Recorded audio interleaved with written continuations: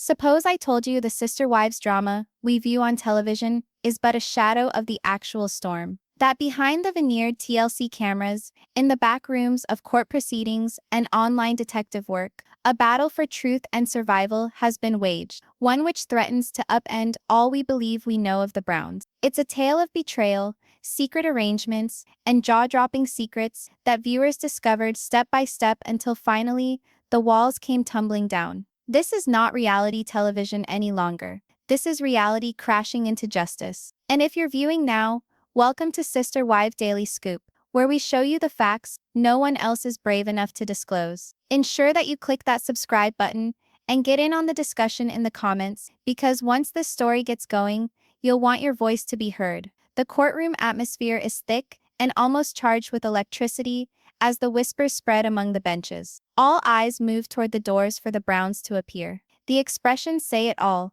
a combination of shock, outrage, and excitement. For years, audiences believed the cracks in this family were all emotional. What they had no idea about was beneath the smiles, the meals shared, and the staged confessions was a financial time bomb that had been ticking away, and now it's blowing up in front of us. Janelle Brown enters first. She's composed, but the tension in her posture shows the burden she is bearing. For decades, she was the backbone of the family's finances, the one who made the steady sacrifices, the one who kept the dream alive when no one else seemed to care. She believed in the promise of unity, one family, one future, one legacy. But today, she's here to show that the man she trusted with her life savings and her loyalty might have both used against her as weapons. Behind her, Kody Brown walks in with Robyn at his side. Their pace is quick, almost brazen. Kody's jaw is clenched, his eyes scanning the reporters at the back of the room. He knows this isn't another family feud anymore.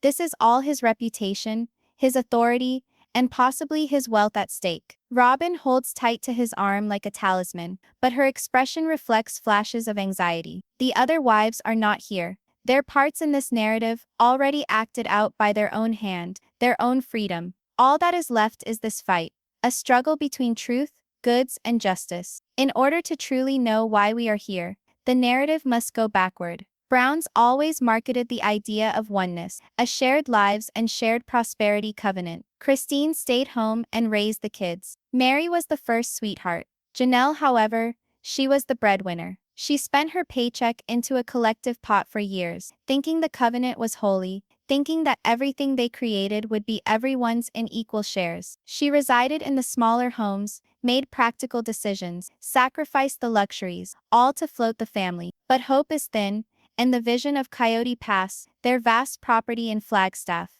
intended to accommodate 4 houses and represent their future together, became the catalyst. As Janelle cinched her belt and even took up residency in an RV just to make ends meet, Kody appeared to drift further away, more entrenched in his good life with Robyn. Fights over finances escalated. Broken promises of construction became excuses, and all the while, Janelle persisted in clinging. The rumors started online, in dark alleys of fan communities. A mysterious blog post here, a leaked report there. People pointed out discrepancy. Don't just check the land, one anonymous user warned. Check the water. At first it sounded ridiculous, the sort of speculation fans create to keep themselves entertained. But then the excavations started. Permits, utility records, corporate filings, bit by bit, the puzzle began to reveal a darker image. As per what the fans discovered, one of the most lucrative tracts of Coyote Pass was no longer under the family's shared company. Rather, it was attributed to a new entity,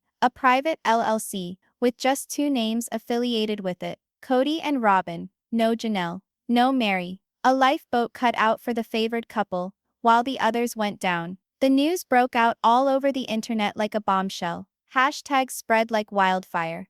#Justice for Janelle. #Kody exposed. TikTok influencers broke out in videos describing how the paperwork implied a hidden land transfer. Twitter threads deconstructed every link, comparing Kody's words on the show with the filings fans had uncovered. Suddenly, it wasn't just about broken marriages. It was about betrayal inked in black and white legal words. And that's where the tale gets its talons in, because for the first time ever, what the fans did find on the internet wasn't rumor, but proof that could end up in a court of law. Picture Janelle, sitting by herself in her apartment, scrolling through her phone. She glimpses the screenshots, the reports strangers are posting with her name on them. The betrayal is no longer in Kody's words now. It is in his actions, stamped, notarized, filed with the county clerk. Her kids send her the post, saying what TikTok detectives are saying. The shame and the rage twist around each other, until they become something else. Determination brought her here, to this courtroom, where the stakes could not be higher.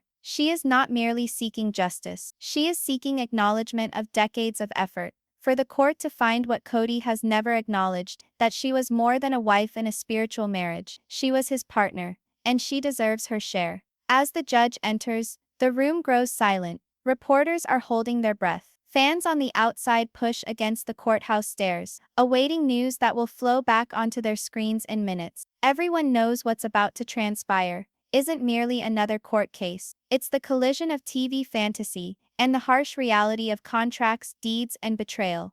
And Kody, for the first time in years, he does not get to dictate the story. The gavel comes down, and the courtroom rings with tension. Lawyers rustle papers, the judge steals a glance at the clock, and Kody sits rigid in his chair, folded arms like a man attempting to blockade himself against a storm about to break. Robyn hovers beside him, whispering, her eyes flicking frantically back and forth between the judge and the courtroom gallery. Janelle sits facing them, hands folded tightly in her lap, quiet determination set on her face. This is not the Janelle viewers have come to know on TV, polite, eternally patient. This is a woman who has been provoked to her breaking point, and each person in the room can sense it. The opening arguments start. Janelle's lawyer stands tall, voice firm but with conviction. She describes a life of decades of fidelity, decades of self-denial. She reminds the court that Janelle paid her wages into a family trust, lived modestly while others lived well, thought that she was investing in a future they shared. And then she drops the bomb. Records uncovered by cyber detectives indicate Kody and Robyn transferred the most lucrative chunk of the family's land to a private corporation, leaving out Janelle entirely. The words linger like smoke. The lawyer for Kody retorts swiftly. His case is hard, businesslike. There was no valid marriage, no valid partnership, but a spiritual one. Whatever cash Janelle put in, he maintains, was a gift, voluntary, unenforceable. He relies on technicalities, disparages the internet corroborations as digital gossip, and frames Janelle as an angry former lover, attempting to recreate history for financial gain. But as he speaks, you can see it in the judge's eyes. She's not accepting the quick dismissal. The gallery sways as everyone hushed. It is no longer a question of money. It's a fight over who gets to say what truth is. Kody, with his precision-timed denials and lawyerly defenses, or Janelle, with receipts, timelines, and the unforgiving force of a fan base who refuse to remain quiet. And here's where it gets intense, because for the first time Kody has to deal with a version of himself he can't control. A story written not by him, but by the very same people who used to idolize him. The first witness takes the stand, a local county records officer. They're composed, systematic, and their testimony is crushing. They verify that a quitclaim deed was in fact recorded, moving property from the family's collective entity into K&R Legacy Holdings, Kody and Robyn's sole proprietorship. The officer defines what a quitclaim deed is in simple words, so the courtroom, and all of us watching later online, can grasp. It's not rumor. It's not guesswork. It's black and white evidence that something changed in the power dynamic. Kody forward leans, clenching his jaw, whispering gruffly to his attorney. Robyn blots at her eyes, her hand shaking. Janelle doesn't shift, her face immobile and unyielding. She used to watch Kody twist facts to maintain power for all those years. Now facts are twisting him, and he has no idea how to make them cease. Outside of court, the fan base is abuzz as never before. Twitter threads analyze every detail. TikTok influencers share live reaction, walking viewers through in real time what every legal development implies. Instagram accounts share side-by-side contrasts of Kody's previous comments regarding family unity, with the documentation now in front of the court. The din is cacophonous, and it's all directed at Kody. But the most heart-rendering aspect isn't even the paperwork. It's the sentiment behind it. Janelle's attorney refocuses attention on her life story, her sacrifices, the years she invested in a dream that was subtly evaporating while she camped in an RV, enduring frigid winters and broken promises. He portrays her as a woman betrayed not only financially but emotionally, misled by the man who was to be her protector. Kody's defense flails. They try to say that Janelle was aware of what she was getting herself into, that spiritual marriages are not legally binding, that she made the choice. But in one sentence, her attorney cuts through it. She chose faith in her family, and he chose to betray it. The words ring through the courtroom, heavy and irrefutable. This is the moment when the viewer knows the drama of sister wives finally penetrates the screen, and it's all raw, real, and irretrievable. The judge orders a brief recess, and the room catches its breath. Kody walks out in a rage, his attorney following, both faces stern and furious. Robyn trails after them, shaken visibly, as if the walls are closing in, while Janelle remains sitting, shoulders straightened, quietly conversing with her attorney. Reporters dash outside to collect comments, and in the space of a few minutes, headlines begin appearing. Kody confronted with land transfer documents. Fans' theories make it into courtroom as evidence. The tale is no longer the domain of gossip outlets, it's national news. And while the world looks on, one reality becomes impossible to deny. Kody built his legacy on the promise of family togetherness, but brick by brick, that legacy is disintegrating in plain sight. The recess is over, and the Browns return to the courtroom. The tension cuts now, almost too much to bear, like the air before a storm. Kody's expression is strained with fury, his movement clipped and purposeful. Robyn holds to his arm, her mascara smeared, the image of someone torn between fear and rebellion. Across the aisle, Janelle stands up slowly. She appears calm, but her eyes contain the tempest. Years of self-denial, disillusionment, and inner fortitude, at last reaching a head. The judge nods for the court to proceed. Janelle's lawyer calls the next witness, a financial examiner hired to review the family's accounts. The courtroom edges forward. This is the evidence everybody has been waiting for. The examiner testifies in plain, portentous words. They recount a series of financial transactions, small initially, then increasingly large, transferring funds from accounts associated with the family trust into new accounts held by Kody and Robyn alone. Charts are presented, documents entered into evidence. The vision they give is eerie. As Janelle struggled along in an RV, as Mary battled to keep her business from going under, Kody and Robyn were quietly acquiring assets in their own name. Kody shakes his head hard, muttering enraged whispers to his attorney. Robyn wipes her face once more, mouthing word after word, as if reciting a silent prayer. But the evidence does not relent, a wave they cannot stem. Every number, every transfer, every date adds one more stone to the wall building around them. And then comes the biggest bombshell of all. The investigator discloses that one transfer took place mere weeks after Christine departed the family. The timing's not coincidence, they contend, it's design. With one wife out, and the family dynamics in disarray, Kody and Robyn allegedly moved to solidify control, putting the most valuable asset, Coyote Pass, into their hands before anyone else could snag a piece. Gasps wave through the courtroom. Janelle's gaze flashes, fleetingly, with something naked, pain, betrayal, but vindication too. This was the evidence she had required, the confirmation of all that she had guessed but never known. And this is where the emotional turning point is, because when betrayal is gauged not in words but in action, it hurts more than any argument could.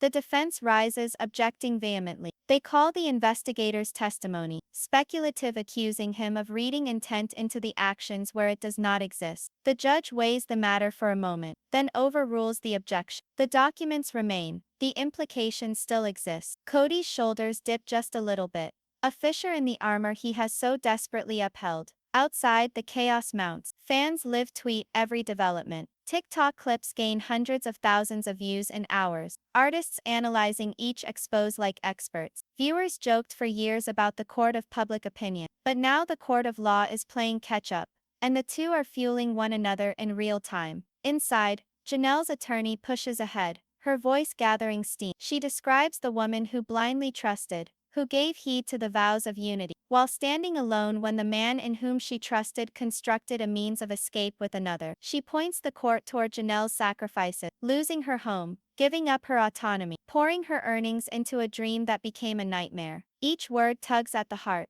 each sentence striking like a punch. Kody finally loses. Slapping his hand on the table, he exclaims in a burst, "This is absurd. They were present. Everything she did was done willingly. The judge slams the gavel down, cautioning him to keep himself under control. But the harm is already done. His explosion rings through the courtroom, a jarring contrast to Janelle's firm determination. The investigator is dismissed, but the impression remains. The financial situation is no longer speculation. It's a roadmap of betrayal, signed and sealed. As the day's proceedings come to a close, the judge expresses thanks to the jury and requests adjournment. The room starts to clear, but the gravity of what just transpired doesn't. Janelle sits for a little longer, her eyes fixed on the papers piled before her. It's not numbers, it's life. It's the years she devoted to a covenant she assumed was forever. And now, bit by bit, she's seeing the truth disassemble. Kody storms out, with Robyn hot on his heels. There are reporters after them, questions yelled, cameras popping. Did you transfer the land to protect yourself? Why wasn't Janelle included? Kody refuses to respond, his expression stony, but the pictures will be flashed around the internet in minutes. The court of public opinion doesn't adjourn. Simultaneously, Janelle glides quietly out a back door,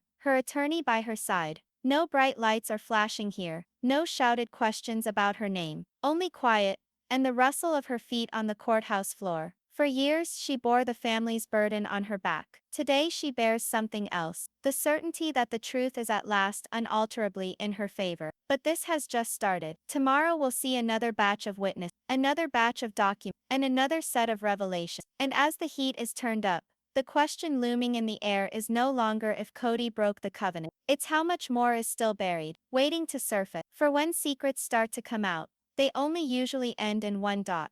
The following morning, the courtroom is heavier than it was before. News of the previous day's revelations spread like bushfire, and seats in the gallery are all filled. Journalists murmur amongst themselves, cameras in wait for the Browns to show up. The hushed buzz of expectation makes the room seem like it is holding its breath. When Kody and Robyn arrive, their faces are ashen, their pace slowed. The night has treated them poorly. Kody's jaw is clenched, but his eyes dart shyly in the direction of the jury box. Robyn holds a tissue, wiping at tears which refuse to cease. Janelle arrives on the opposite side with dignified silence, her attorney taking a bulging folder of fresh paper. The judge bangs down his gavel, and the next witness is called. The announcement causes a shiver in the gallery. Mary Brown, the woman who remained when others fled, who carried the burden of loyalty through pain, now steps forward to claim her place. Her movements are measured, her expression inscrutable. She has been the quiet figure at the back for years, overlooked, sometimes ignored. Today, however, everyone is watching. She swears and takes the chair, readjusting the microphone with firm hand. The courtroom is silent as a stone. Even Kody hunches forward, his face shifting between incredulity and horror. Janelle's attorney asks Mary questions slowly, about her history with the family's finance. Mary speaks quietly, almost clinically, but with force. She talks of years of giving to the household, of sharing resources, of relying on Kody's guidance. She speaks of seeing money vanish, of being warned not to question anything. And then, in a hushed tone of conviction, she confesses that she too had suspected that money was being siphoned off, but fear and loyalty had kept her quiet. The jury is hanging on. The gallery is transfixed. Mary's pause, the intake of breath, then the direct stare at Kody. I trusted you, she says quietly, but the words lacerate, even when I had every reason not to. And you used that trust to build a life that didn't include the rest of us. The air is charged. Kody squirms uncomfortably, his fingers wrapped around the table so hard his knuckles turn white. Robyn has her hands over her mouth, tears streaming down. It's in these kinds of moments, when one sentence blows apart years of silence, that the whole story takes a different direction. The questioning persists. Mary is questioned about particular financial transactions, and she assures that she did notice discrepancy. Money taken from shared accounts, missing money, investments she wasn't informed about until after they'd been made. Her tone she doesn't require loudness. The truth itself is loud enough. Then there is the moment of truth. Janelle's attorney displays an email, introduced into evidence, received from Kody to Robyn in the middle of the night. The message discusses arrangements to convey title of property, including future security and keeping what's ours. The words are unambiguous. Kody and Robyn were scheming behind closed doors, while the rest of the group was in the dark. Mary reads the email out loud. Her voice shakes, barely, but she completes each word. The silence that follows is stifling. For years, fans had argued about whether Robyn was the preferred wife, whether Kody's choices were influenced by her power. Now, black and white,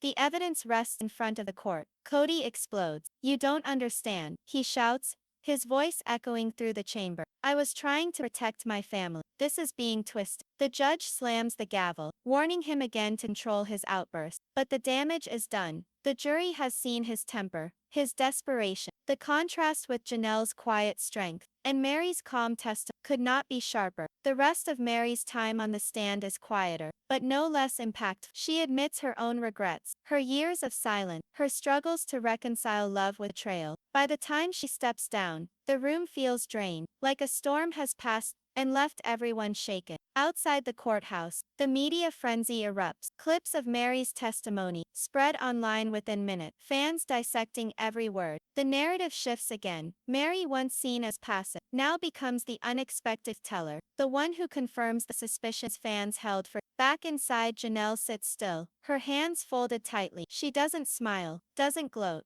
but her eyes are brighter, sharper, piece by piece. Her case is building, and with Mary's words added to the pile of evidence, the cracks in Kody's offense are widening fast. Robyn, however, is coming apart. Her tears no longer appear to be strategic, but desperate. She mutters angrily to Kody, her hands shaking, her face splotched red with crying. She had been the golden child, the untouchable, for so long. Now, in the harsh light of the courtroom, she looks vulnerable. The judge calls for a and as the room empties, the weight of what just happened lingers, and the families don't speak each other. Reporters rush outside to broadcast updates. Fans online replay Mary's statement, "I trusted," over and over, the words already becoming iconic in the saga of Sister Wives. Janelle goes outside, into the sun, the air cool and cutting. She takes great breaths, almost as if she's taking back a part of herself. Mary trails behind a couple of strides, not coming with, not standing together open, but there's an unspoken exhibition of solidarity or presence. Kody and Robyn later appear, flashbulbs popping, questions being yelled. Kody will not respond. Robyn shelters behind him, her own face concealed. The difference in their departure, Janelle's, could be greater. The day ends, but the echoes of Mary's testimony ripple far beyond the courthouse walls. On fan forums, social, and YouTube channels across the country, the question takes, if Mary broke her silence, what else is waiting to come out?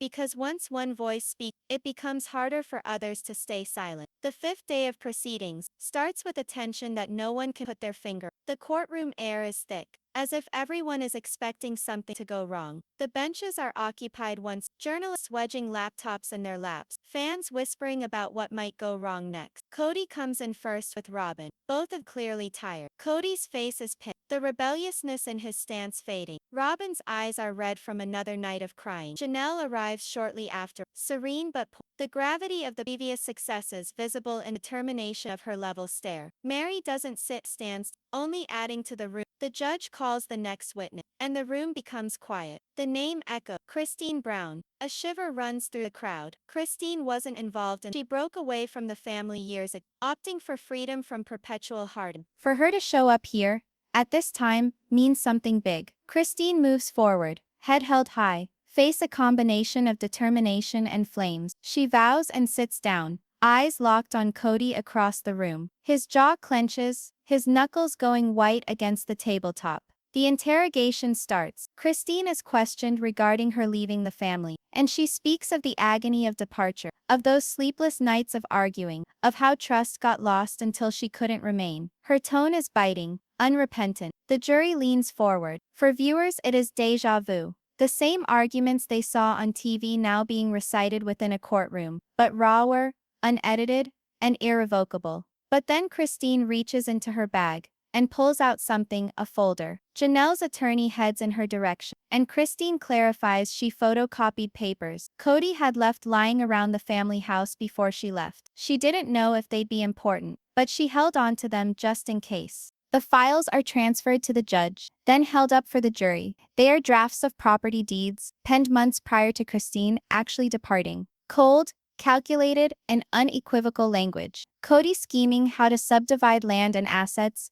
in a manner that excluded Kody altogether, as though she had never been a member of the family. The courtroom erupts. Reporters fumble for pen and paper, Even the judge is forced to call for order, as rumors are spread like wildfire. Christine goes on, her tone unbroken. She tells of how she discovered the drafts stuck in Kody's office, how he carelessly left them on his desk. He was already making plans for my departure, she declares firmly. Before I even informed him that I wished to leave, he had made up his mind that I was gone. Robyn burst into tears, grabbing Kody's arm. Kody scowls across the courtroom, face flushed with rage, but Christine doesn't move. This is where betrayal is at its sharpest, not in raw wrath, but in chilling forethought, the silent redrafting of a future without you. The defense attempts to protest, contending that the drafts were never submitted, never made official. But the message is unmistakable, and the jury can't help but note it. Christine had been erased long ago. Her years of sacrifice boiled down to a pile of crumpled papers. The interrogation changes, and Christine is asked why she decided to testify now. Her response is succinct, but strong. Because the truth matters, and because Janelle deserves to know she wasn't the only one being pushed aside. The courtroom is quiet. Even those who questioned Christine earlier now understand her in a new way, not merely as one who walked away, but as one who recognized the charade Kody was playing and had the guts to say it out loud. Kody snaps once more, his words booming. You're lying. You always twisted things, Christine. This is your revenge. His lawyer attempts to placate him, but the harm is done once more. His rage is no longer just. It appears desperate, crazy. The judge firmly warns him to keep quiet or face contempt. Kody slams back into his chair, fuming. Robyn caresses his arm, but even she appears shaken. Christine finishes testifying,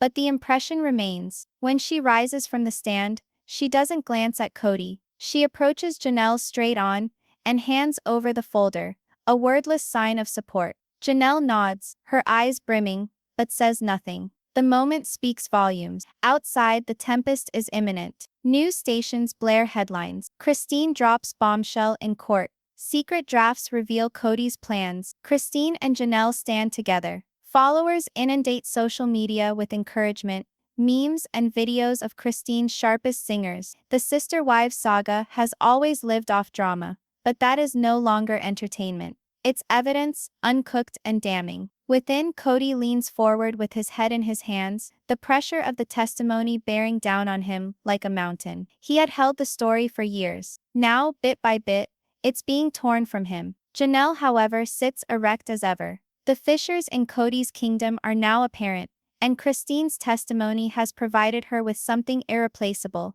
not only proof, but assurance that she was never isolated in her uncertainty. The session concludes, but the reverberations persist. The court recesses, the masses disperse, but everybody is aware that the tide has turned. What started out to be a matter of money and trust is now something more, an accounting for years of betrayal, favoritism, and subtle erasure. And the question on everyone's mind is straightforward. If Christine has possessed these drafts all along, what else could be lurking in the wing? The courtroom hums more raucously than before, as the next witness is ushered into the room. The name falls heavily. Robyn Brown. For years she had been the family's lightning rod. Loved by some, hated by others, frequently accused of being Kody's favorite.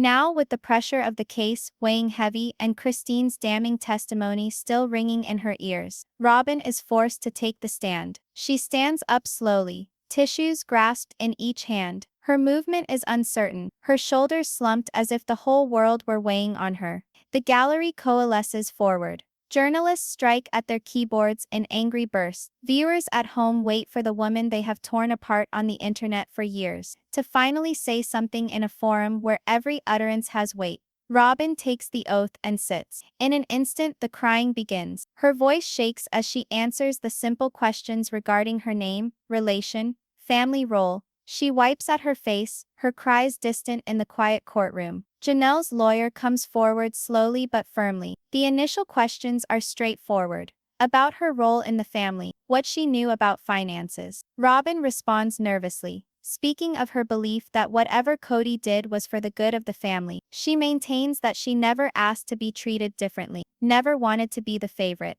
Her words are saturated with despair, but beneath, there's a strand of defensive.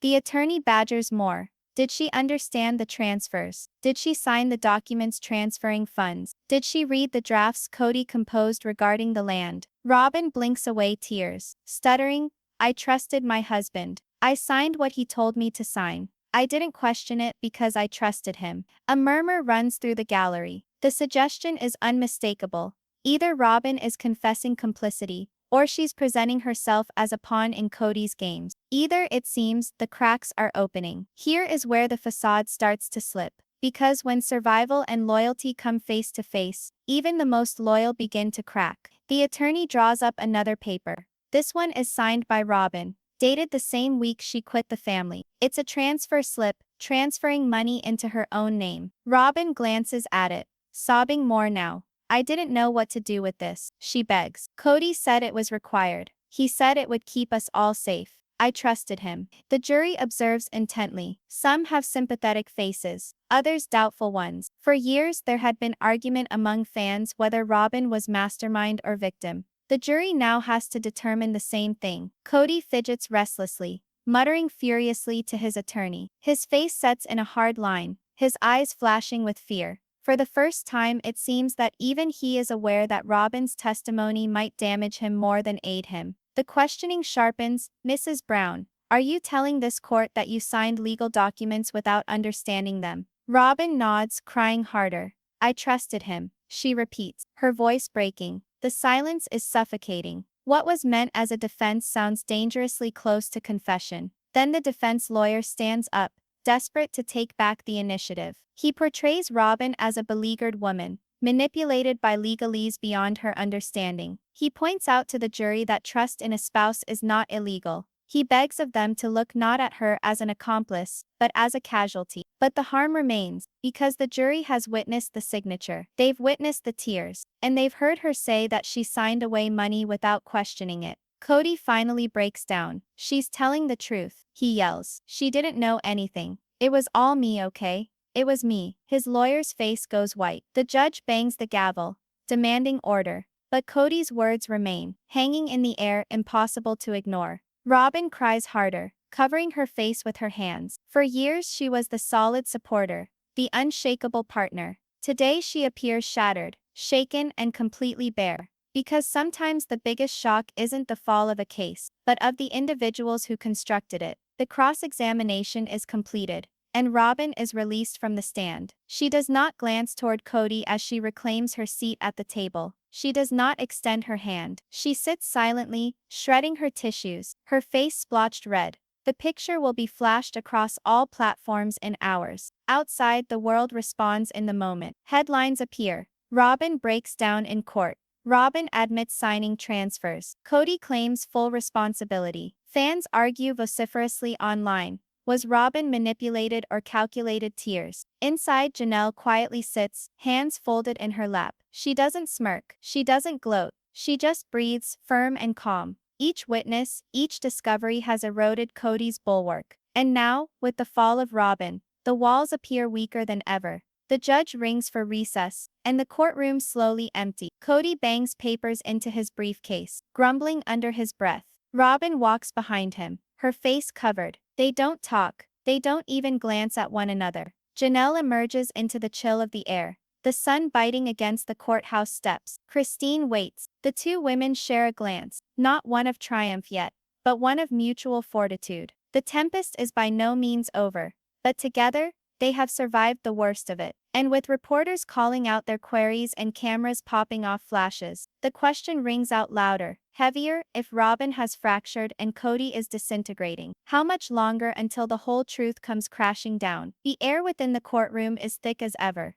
The benches groan beneath the agitated shifting of the crowd. Reporters bend forward so far their elbows are almost on the floor, and the jury stares rigid as statues. Everybody knows what's to follow may turn everything around. The bailiff calls the next witness. The name cuts through the hush like a knife. Logan Brown, Janelle's oldest son, the child who watched all the sacrifices, all the paychecks, all the tears his mother sweated into the family pot. The one who spent enough time in that home to watch the cracks form, and bore the burden of defending his younger siblings when the home was overrun by chaos. Logan moves forward, his height and calm demeanor making him appear older than his years. He wears a plain suit, his jaw set and eyes intent. No hesitation. He takes the oath and sits down, his presence demanding notice without struggle. Janelle glares at him, heartache mingled with pride. Kody squirms, his fingers tapping against the table. He knows Logan. He knows his son isn't one to play games. The lawyer starts with a gentle probing. Logan, can you explain to us what you saw being raised in the Brown family home? Logan breathes slowly. I watched my mom give everything. I watched her work extra shifts, come home with paychecks, and just hand them over.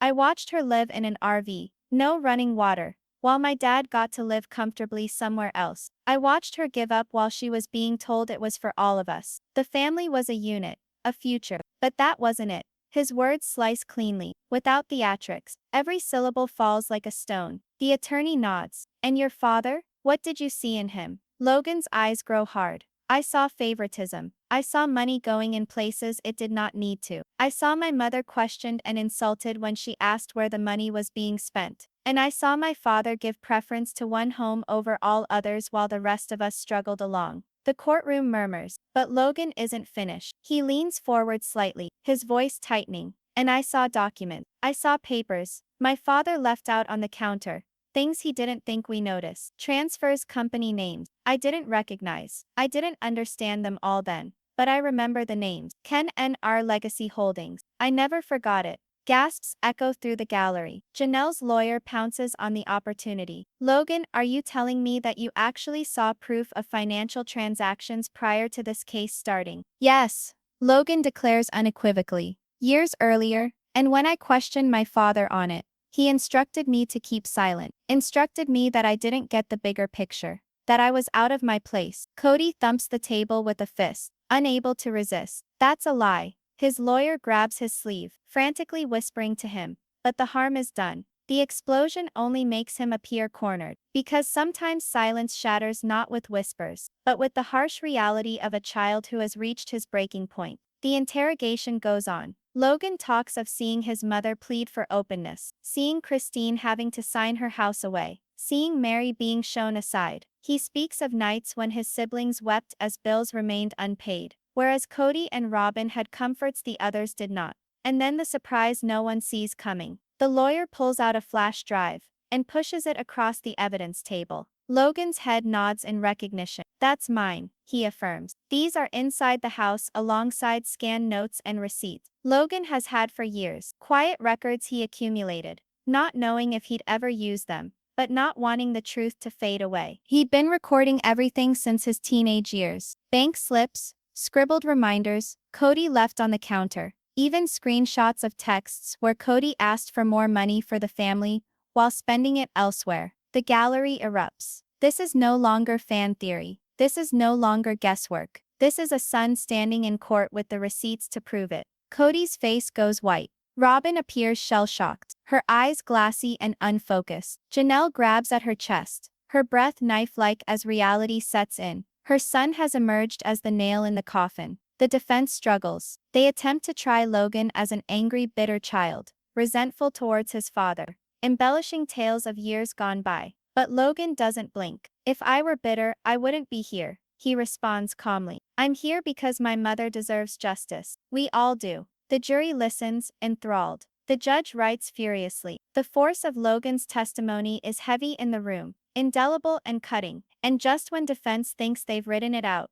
Logan drops the punch no one expected. He informs them that one of the accounts associated with Kody and R Legacy Holdings wasn't in Kody and Robyn's name alone. It was also in the name of a trustee, a business associate from Flagstaff, someone entirely outside of the family, someone who didn't have claim to the assets the Browns had all worked together to accumulate. The room bursts apart. Reporters scramble to their phones. The bombshell changes the story once more. It's not just family betrayal, but possible fraud with third-party participants. Kody's attorney requests to strike the testimony. The judge declines. The evidence remains. Kody hides his face in his hands. Robyn glares at the table, quiet sobs welling up. The walls are closing, and as the court breaks for the day, the public already knows what this is. Outside the courthouse, the fans are chanting Janelle's name. Headlines yell of Logan's bombshell of a testimony. On social media, the hashtags trend. #Justice for Janelle.